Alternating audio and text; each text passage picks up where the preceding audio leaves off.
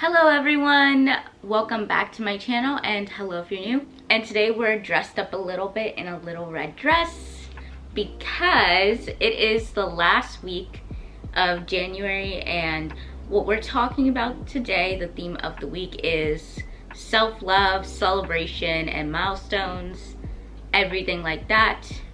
So per usual, I'm going to put content outline of the week, even though last week I did fall a little behind with creating, but ultimately I think it's because I'm getting burnt out on the topic of productivity, getting your life together, and everything like that. I'm actually really happy that it's February, so I can switch out my content a little more, because I was just trying to keep a theme of the month, which was getting your together. And so the sub themes of that were like motivation, productivity, discipline, failure, and like all these, like, they were a bit heavier topics than what I like talking about, but I do think those are important aspects when you're on your glow up journey, lifestyle journey, whatever you want to call it, because honestly, self-improvement content and glow up content is the same thing but different fonts. Because I feel like glow up is like the girly pop version of self-improvement. So I'm actually happy that my first real month of having like a content creation plan is like still going. It did make it easier to plan, I will say that. I really wanted to get into this video about celebrating milestones. The reason why I wanted to talk about this so bad is because I do think that celebrating yourself, celebrating your progress is so important, and it is a part of adapting self-love for yourself, because a lot of times we're always looking at like what's next, how can we grow, even in glow up culture. So I feel like by addressing how to celebrate your small wins, that we're just adding a layer to our self-love journey. And this is something I personally struggle with a lot, celebrating myself, celebrating my wins too.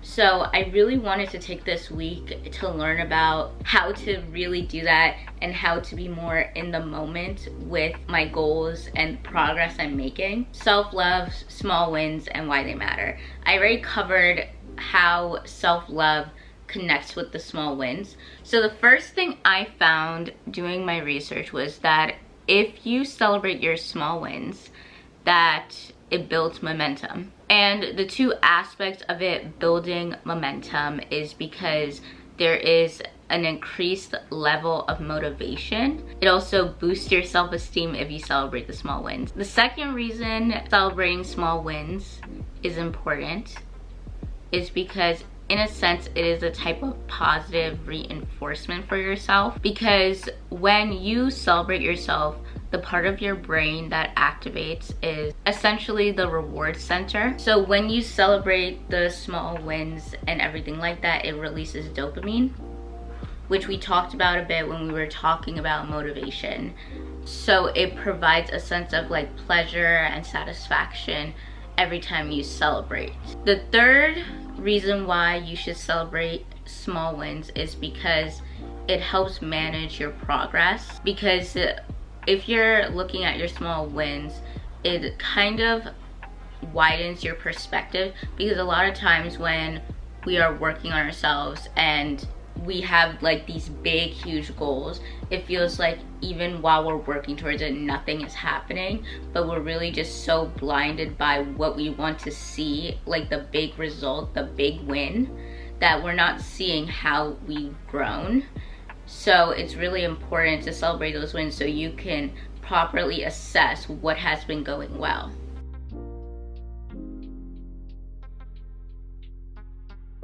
I also wanted to include a list of examples of small wins, because if you're anything like me, it's kind of hard to see like, oh, what is a small win and why should I be celebrating it?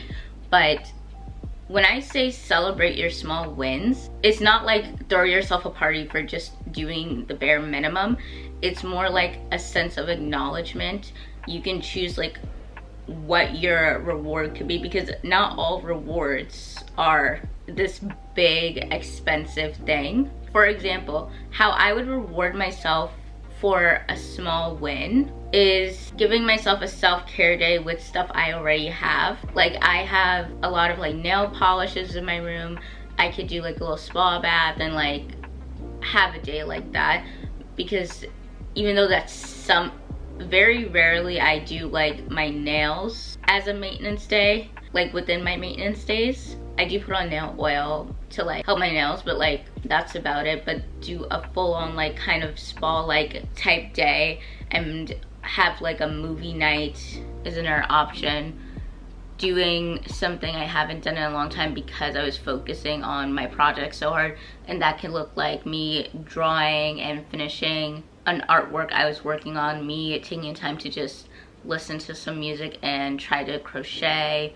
It could simply be me catching up on any of the books, fiction books, that I put on the back burner because I was trying to read more educational content for the week. It's just little things like whatever I want to do, but if I do want to go the extra mile and like get myself something that I've been wanting for a while, if it's tangible for me to get it, then I'll get it because I know I've been, you know, working hard at something. Those were just some examples of things you could do. And some small win examples based on some things I found are completing a task ahead of schedule, learning a new skill or concept, helping someone in need, waking up early, cooking a delicious meal, taking time to step away from your work and spending time with loved ones, whether it's friends or family, completing a household chore, cutting off someone who was toxic to you. And yeah, those are just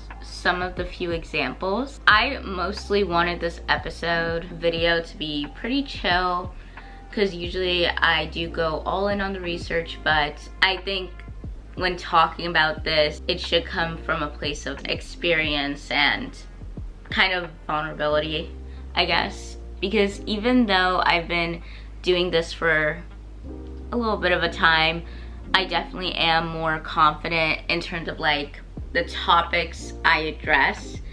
It's definitely easier for me to talk about some things on my podcast more than it is to talk about it in these type of videos. An additional part that I really wanted to talk about when celebrating wins is how to do so regardless of the guilt. Because I think in terms of self-love that a lot of us struggle to practice self-love and appreciate ourselves, because it's not so much that we can't do it, but sometimes we may feel guilty for doing it, or we're worried about how will we be perceived if we celebrate ourselves. Especially when there's a lot in the world, and even like in your close circles, like if something good happens to you but you know your friend is like going through a hard time, it feels like wrong to talk about your wins. It feels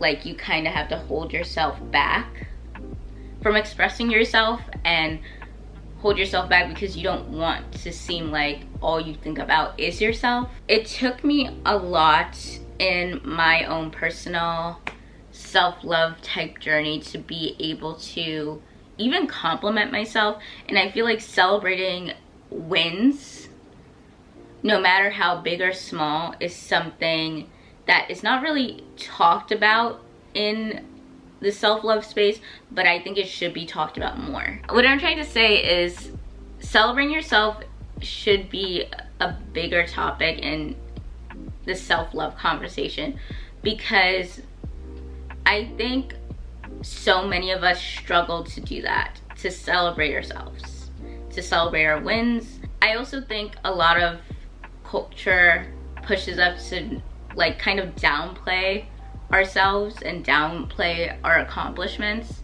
and it's like not a big deal. I want you to make a bigger deal about yourself, because I do think no matter how small, and even if it seems small to one person, if you know yourself and you know it's something that was hard for you to do, you deserve that type of recognition. Like, for example, I feel so proud of myself when I clean my room. And it's not because, and for some people that seems like, why are you so proud of yourself when you clean your room? My thing is, a lot of times my room does reflect my mental state. So if I have like a chaotic way of being, if I'm being like, if I'm overthinking, if my mind feels like a mess, my room reflects that. Then I'm so like into my work, I kind of just throw things around. I kind of like am still developing like my cleaning routine and how to get that together, because even if I feel like I'm clean but I'm also messy, because there's a difference. Because you can be like, in a sense, like you clean your floors, you wipe things down, like stuff like that, but then things being so disorganized and then kind of being like, you know where everything is, but not necessarily it should be in that place. It's kind of like that. So when I notice myself like on a roll with a cleaning routine and sticking to it, I feel so proud, because I know that of all things, that's something really hard for me. And for some people that's just easy if they're in a better mental state, if it's just something they grew up doing more often.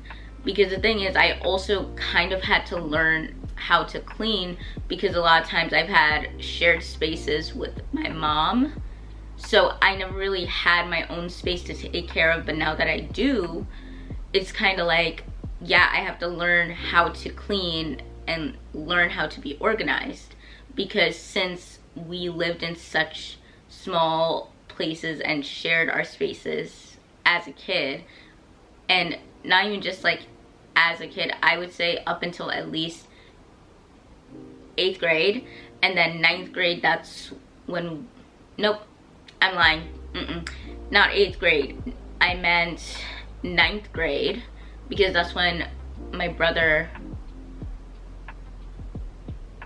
no, 10th grade, I'm sure of it, because my brother moved out, so I had my own room 11th and 12th grade.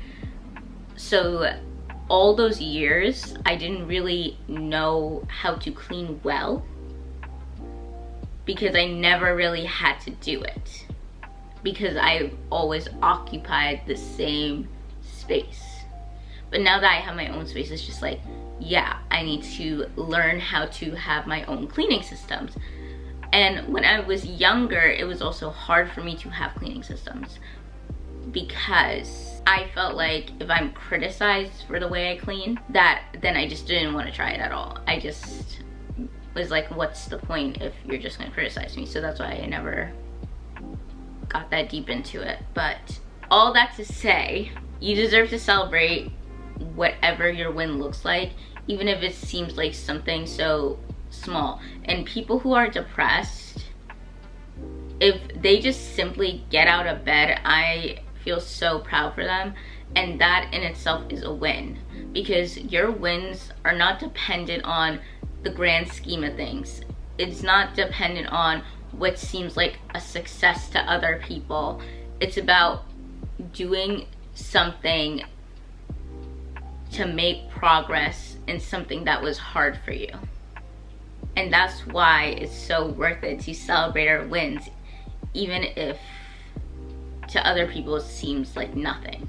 As long as you make it something to you, that is all what matters. I really want us to, this upcoming month, I'm going to talk more about self-love, relationships, and in terms of like relationship with ourselves, and like all these other ways to talk about, and I'm super excited. If you're struggling to celebrate yourself because you feel guilty, I think it's so important to dissect of where that guilt stems from, okay?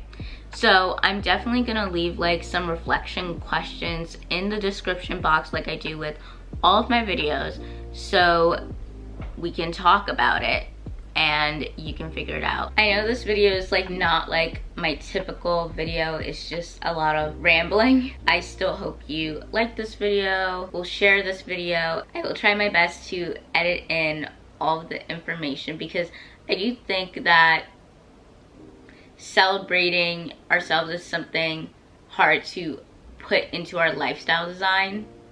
But I do want to remind you, especially since it's the end of the month, end of the first month of the year, to celebrate your wins, because we are in a fast-paced society. Taking a moment to pause and really just digest what you're thinking instead of moving on to the next big thing, which is what our future podcast is about. I actually already recorded that first. But anyways, I would like to thank you for watching, and I will see you next time. Bye!